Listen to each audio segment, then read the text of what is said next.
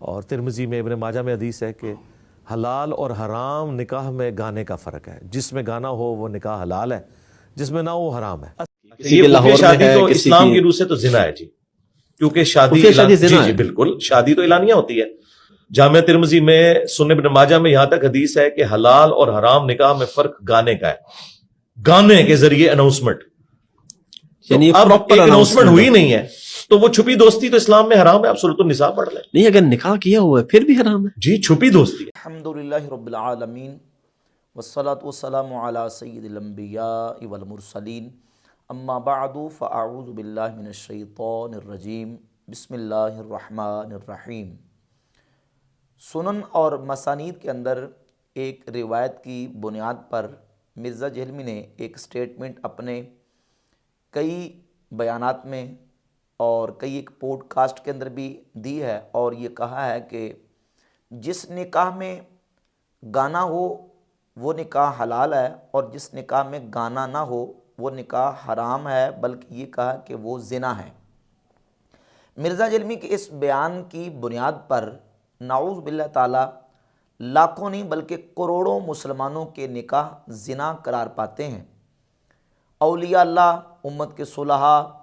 بلکہ صحابہ کرام رضی اللہ تعالی عنہم کے بھی وہ نکاح نعوذ باللہ تعالی زنا اور حرام قرار پاتے ہیں جس میں گانا نہیں ہوا یا اس میں دف نہیں بجائی گئی۔ اب جس روایت کی بنیاد پہ مرزا جہلمی نے یہ سٹیٹمنٹ دی ہے وہ روایت سنن ابی داؤد کے اندر، سنن ابن ماجہ کے اندر، جامع ترمذی کے اندر اور مسند احمد ابن حنبل کے اندر موجود ہے، اور اس کے راوی ہیں حضرت محمد ابن حاتب رضی اللہ تعالیٰ عنہ صحابی رسول، جو کہ صغار صحابہ اکرام علیہ رضوان میں شمار کیے جاتے ہیں۔ محمد ابن حاتم رضی اللہ تعالیٰ عنہ صحابی فرماتے ہیں کہ رسول اللہ صلی اللہ علیہ وآلہ وسلم نے ارشاد فرمایا، فصلوا ما بین الحلال والحرام الصوت فی النکاح والدف۔ مختلف الفاظ کے ساتھ یہ حدیث کتب احادیث کے اندر مروی ہے کہ نکاح کے موقع پر آواز، یعنی وہاں لفظ صوت موجود ہے، اور صوت کا ترجمہ محدثین نے یہ کیا ہے اعلان کرنا۔ نکاح کے موقع پر اعلان اور دف بجانا یہ حلال اور حرام کے درمیان امتیاز ہے۔ اس روایت کی بنیاد پہ مرزا جہلمی نے اس کا ایک مفہوم یہ بیان کیا کہ جس نکاح کے اندر دف نہ بجائی جائے اور گانا نہ گا جائے وہ نکاح حرام ہے، بلکہ اس کو زنا قرار دیا۔ یہ جو مضمون اور مفہوم مرزا جہلمی نے اس حدیث کا بیان کیا ہے، اس حدیث کی جتنی شروحات شارحین حدیث نے کی، محدثین نے کی، ایک حوالہ بھی ایسا آپ نہیں دکھا سکتے کہ جس میں کسی امام، کسی محدث نے یہ کہا ہو کہ جس نکاح کے اندر گانا نہ بجایا جائے وہ زنا ہوتا ہے، اور نہ ہی اس حدیث کا یہ مفہوم اور مضمون نکلتا ہے، بلکہ اس میں نبی پاک صلی اللہ علیہ وآلہ وسلم نے تو ایک ترغیب ارشاد فرمائی ہے نکاح کے موقع پر اس کا اعلان کرنے کی اور اس کا اظہار کرنے کی۔ اب وہ اعلان اور اظہار کے طریقے کون کون سے ہیں؟ اس کا طریقہ یہ بھی ہو سکتا ہے لوگوں کو کھانا کھلا کے، لوگوں کو جمع کر کے، ان کا اجتماع کر کے، ان کو کھانا کھلا کے، ان کو ایک دوسرے کو مبارک دے کے، اور مباح قسم کے اشعار پڑھ کے یا دف بجا کے۔ یہ سارے طریقے ہیں اعلان اور اظہار کے۔ اگر یہ مضمون لیا جائے کہ نکاح کے موقع پر اگر گانا نہ گایا جائے اور دف نہ بجائی جائے تو وہ نکاح حرام ہوتا ہے یا وہ زنا قرار پاتا ہے، نعوذ باللہ تعالیٰ، تو العیاذ باللہ تعالیٰ اس سے تو لاکھوں کروڑوں مسلمانوں کے نکاح زنا قرار پائیں گے، بلکہ صحابہ کرام علیہ رضوان کے نکاح بھی زنا قرار پائیں گے جن نکاحوں کے موقع پر گانا نہیں بجایا گیا اور دف نہیں بجائے گی۔ بلکہ نبی پاک صلی اللہ علیہ وآلہ وسلم کے جب ہم نکاحوں کو دیکھتے ہیں، آپ صلی اللہ علیہ وسلم کے جو عقد ہیں ان کو دیکھتے ہیں، تو نبی پاک صلی اللہ علیہ وآلہ وسلم کے کسی عقد پر گانا بجانا یا اس طرح کے معاملات جو ہیں ان کا ثبوت ہمیں نہیں ملتا، بلکہ آپ صلی اللہ علیہ وسلم کا جب سیدہ زینب رضی اللہ تعالی عنہ کے ساتھ نکاح ہوا، صحیح مسلم کے اندر 3502 نمبر حدیث ہے، نبی کریم علیہ السلام کا نکاح چونکہ اللہ رب العزت نے فرمایا سورۃ الاحزاب کی آیت نمبر 37 میں ہے، زوجنا، کہا کہ اے حبیب پیارے ہم نے آپ کا ان کے ساتھ نکاح کر دیا، یعنی حضرت زینب رضی اللہ تعالیٰ عنہ کے ساتھ۔ تو نبی پاک علیہ السلام کو ہی معلوم تھا کہ اللہ رب العزت نے میرا حضرت زینب کے ساتھ نکاح کر دیا۔ صحیح مسلم کی 3502 نمبر حدیث کے اندر موجود ہے کہ فدخل علیہا بغیر اذن، نبی علیہ الصلوۃ والسلام حضرت زینب کے حجرہ میں تشریف لے گئے ان کی اجازت کے بغیر، آپ صلی اللہ علیہ وآلہ وسلم ان کی اجازت کے بغیر ان کے حجرے میں تشریف لے گئے، اور آپ صلی اللہ علیہ وآلہ وسلم نے ان کو بتایا کہ اللہ رب العزت نے میرا آپ کے ساتھ نکاح کر دیا۔ صحیح مسلم کی 3502 نمبر حدیث ہے۔ اور پھر رسول اللہ صلی اللہ علیہ وآلہ وسلم نے صبح صحابہ اکرام علیہ رضوان کو خبر دی اور صحابہ اکرام کو جمع کیا اور پھر ان کو کھانا کھلایا، ان کی دعوت فرمائی۔ یہاں نہ کوئی دف بجی، نہ کوئی گانے بجائے گئے اور نہ کوئی گانے گائے گئے۔ رسول اللہ صلی اللہ علیہ وآلہ وسلم کے اس نکاح کے موقع پر صحیح بخاری کے اندر 2048 نمبر حدیث ہے، سیدنا عبد الرحمن ابن عوف رضی اللہ تعالیٰ عنہ صحابی رسول نے نکاح کیا، نبی پاک علیہ الصلوۃ والسلام کی بارگاہ اقدس میں آئے اور حضور نے دیکھا کہ ان کے جسم یا ان کے کپڑوں پر زردی کے کچھ نشانات ہیں، تو رسول اللہ صلی اللہ علیہ وسلم کی بارگاہ اقدس میں انہوں نے عرض کی کہ حضور میں نے نکاح کر لیا۔ اب انہوں نے وہاں کوئی جو نکاح کا ہوتا ہے کہ نکاح کے موقع پر کوئی دف بجانا یا نکاح کے موقع پر کوئی جو ہے وہ گانا بجانا، اس طرح کا کوئی معاملہ ان سے ثابت نہیں۔ نکاح کے ارکان میں سے گانا بجانا یا دف بجانا یہ رکن ہے ہی نہیں۔ نکاح کے 2 رکن ہیں، ایجاب و قبول اور حضور شاہدین، یعنی گواہوں کی موجودگی میں ایجاب و قبول ہو جائے، جو کہ ارکان ہیں نکاح کے، وہ پائے گئے تو نکاح منعقد ہو گیا، نکاح صحیح ہو گیا۔ اب اس کے لیے آگے حدیث میں حکم ہے اس بات کی ترغیب کا کہ جب تم نے نکاح کرنا ہے تو نکاح کے موقع پر تم نے اس کا اعلان اور اظہار کرنا ہے، کھانا کھلا کے، جس طرح کہ حضرت عبد الرحمن بن عوف کو نبی علیہ الصلوۃ والسلام نے فرمایا اولم ولو بشاتن، کہ ولیمہ کرو چاہے ایک بکری ہی کیوں نہ ہو، لوگوں کی دعوت کرو، لوگوں کو بلاؤ اور لوگوں کو جمع کرو اور ان کو دعوت دو۔ نبی پاک صلی اللہ علیہ وآلہ وسلم نے اس بات کی ترغیب دی ہے، لیکن نکاح کے موقع پر گانا بجانا یا یہ ہے کہ دف بجانا، اس کو نکاح کا رکن قرار نہیں دیا گیا، نکاح کا واجب یا فرض قرار نہیں دیا گیا، بلکہ ترغیب ارشاد فرمائی گئی ہے کہ تم نے نکاح کے موقع پر اس کا اعلان اظہار کرنا ہے۔ اب اعلان اور اظہار کے کئی ایک طریقے ہیں، اور ان میں سے ایک طریقہ ہے لوگوں کو دعوت دے کے، لوگوں کو جمع کر کے، لوگوں کو بلا کے اور مباح قسم کے اشعار پڑھ کے لوگوں کو مبارکباد دے کے، یہ سارے طریقے نکاح کے اعلان اور اظہار کے ہیں۔ اور یہ جو حدیث ہے کہ فصل ما بین الحلال والحرام الصوت فی النکاح والدف، یعنی نکاح میں آواز بلند کرنا اور دف بجانا، یہ نکاح کے موقع پر حلال اور حرام کے درمیان امتیاز ہے، یہ فرق کرتا ہے۔ یعنی جب زنا ہوتا ہے تو زنا کو چھپا کر کیا جاتا ہے، تو نکاح میں ایک امتیاز پیدا کرنے کی ترغیب ارشاد فرمائی گئی کہ تم نکاح کے موقع پر اس کا اعلان اور اظہار کرو۔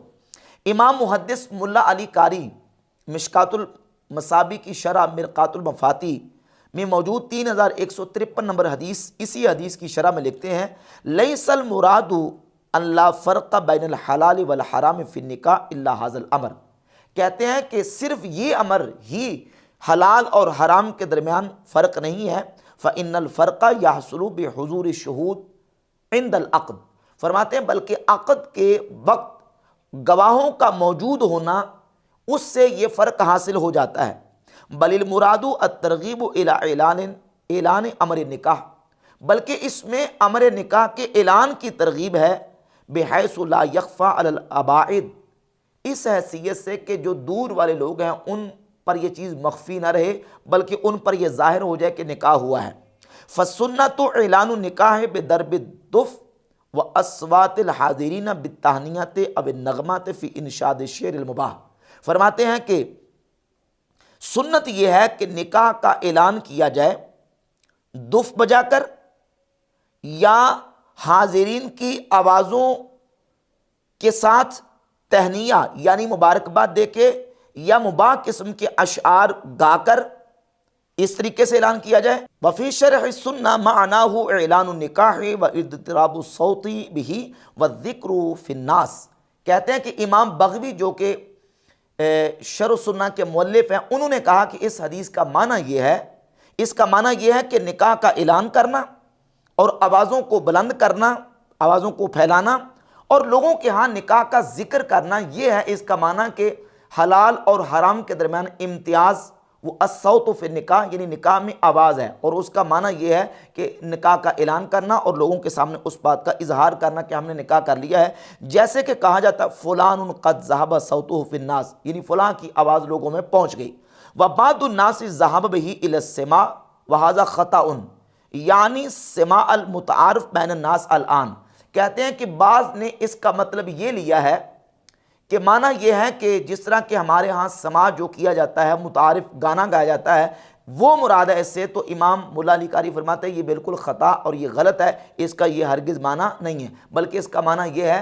کہ نکاح کے موقع پر اعلان کرنا اور نکاح کا اظہار کرنا، اور اس کے مختلف طریقے ہیں، یعنی لوگوں کو جمع کر کے ان کو کھانا کھلانا، لوگوں کو مبارکباد دینا، اور مباح قسم کے اشعار پڑھنا، جس طرح کہ سنن ابن ماجہ کے اندر ایک حدیث اور روایت موجود ہے جس کا مضمون یہ ہے کہ نکاح اور شادی کے موقع پر اہل مدینہ انصار صحابہ جو ہے وہ اس طرح کے اشعار پڑھا کرتے تھے، اتیناکم فحیانا وحیاکم، تو اس طرح کے اشعار پڑھ کے خوشی کا اور جو ہے نا وہ فرحت کا اظہار کرنا یہ امر مستحب ہے، اور جو ہے وہ اہل مدینہ انصار صحابہ کو پسند تھا، جس طرح کہ صحیح بخاری کے اندر 5162 نمبر حدیث ہے۔ ام المومنین سیدتنا عائشہ صدیقہ رضی اللہ تعالیٰ عنہ فرماتی ہیں کہ ہم نے ایک دلہن کو تیار کر کے ایک انصاری صحابی کے پاس بھیجا، یعنی ان کے ساتھ نکاح ہوا اور ان کی رخصتی ہوگی، تو نبی پاک صلی اللہ علیہ وآلہ وسلم نے اس موقع پر ارشاد فرمایا کہ تمہارے پاس کوئی لہو موجود نہیں تھا، یعنی تمہارے پاس کوئی اس طرح کا سلسلہ نہیں تھا کہ تم اس طرح کے اشعار ایسے موقع پر جو نا وہ اس کا اہتمام اور انتظام کرتی، کیونکہ انصار وہ لہو کو پسند کرتے ہیں، یعنی شادی کے موقع پر انصار اشعار کو اور دف بجانے کو پسند کرتے ہیں، تم اس کا اہتمام کرتی۔ یہاں نبی پاک صلی اللہ علیہ وآلہ وسلم نے ہرگز یہ نہیں کہا کہ اس صحابی کے اس نکاح اور اس عورت کی رخصتی کے موقع پر چونکہ دف نہیں بجائی گئی اور اس موقع پر گانا نہیں گایا گیا لہذا یہ نکاح حرام ہو گیا اور یہ زنا قرار پایا، ایسا نہیں کیا گیا، بلکہ نبی پاک صلی اللہ علیہ وآلہ وسلم نے صرف اس بات کی ترغیب دی ہے کہ نکاح کے موقع پر اعلان کیا جائے اور نکاح کے موقع پر اشعار جو مباح ہیں وہ کہے جائیں، اور دف کے ساتھ اس کا اعلان اور اظہار کرنا یہ ایک مستحب اور امر مستحسن ہے، نہ تو نکاح کا رکن ہے اور نہ ہی یہ اس سے ثابت ہوتا ہے کہ نعوذ باللہ تعالیٰ جس میں یہ عمل نہ کیا جائے وہ زنا اور حرام قرار پائے۔ جس طرح کہ صحیح مسلم کے اندر، سنن ابی داؤد کے اندر اور دیگر کتب احادیث کے اندر ایک حدیث موجود ہے، رسول اللہ صلی اللہ علیہ وآلہ وسلم نے فرمایا فصل ما بین صیامنا و صیام اہل الکتاب اکلۃ السحر، رسول اللہ صلی اللہ علیہ وسلم نے فرمایا ہمارے اور اہل کتاب کے روزوں کے درمیان امتیاز سحری کھانا ہے، سحری کھانا ہمارے اور اہل کتاب کے روزوں کے درمیان امتیاز ہے، یعنی اس بات کی ترغیب دی گئی ہے کہ تم سحری کھاؤ، سحری میں برکت ہے، سحری میں تمہارے لیے فائدہ ہے، لیکن جو بندہ سحری نہیں کھاتا اور سحری کھائے بغیر اس نے روزہ رکھ لیا، نہ تو اس کا روزہ حرام قرار پاتا ہے اور نہ یہ کہا جا سکتا ہے کہ اس کا روزہ نہیں ہوا، روزے کی صحت میں کوئی شک نہیں، کیونکہ سحری کھانا یہ روزے کا رکن نہیں ہے، روزے کے لیے فرض اور واجب نہیں ہے، بلکہ سحری کھانا روزے کے لیے مستحب ہے، سنت ہے۔ جس طرح کوئی سحری نہ کھائے تو اس کا روزہ ہو جاتا ہے، روزہ درست ہوتا ہے، اسی طریقے سے اس حدیث کو لے لیں، دونوں کے الفاظ ملتے جلتے ہیں، فصل ما بین الحلال والحرام، یہ حدیث کے الفاظ ہیں، اور دوسری حدیث کے الفاظ ہے کہ فصل ما بین صیامنا و صیام اہل الکتاب، ہمارے اور اہل کتاب کے روزوں کے درمیان امتیاز یہ ہے کہ سحری کھانا، اور فرمایا کہ حلال اور حرام کے درمیان امتیاز وہ نکاح کے موقع پر اصوات کو یعنی آوازوں کو بلند کرنا یعنی اعلان کرنا ہے، تو اعلان کرنا مستحب ہے اور اس کی ترغیب دی گئی ہے، لیکن اس کا یہ مطلب نہیں ہے کہ اعلان کرنا یہ نکاح کا رکن ہے، یا جس میں اعلان یا اس طریقے سے گانا نہ گایا جائے یا جس میں جو ہے نا وہ دف نہ بجائی جائے تو وہ زنا اور حرام قرار پائے، اس حدیث کا یہ مطلب ہرگز نہیں ہے۔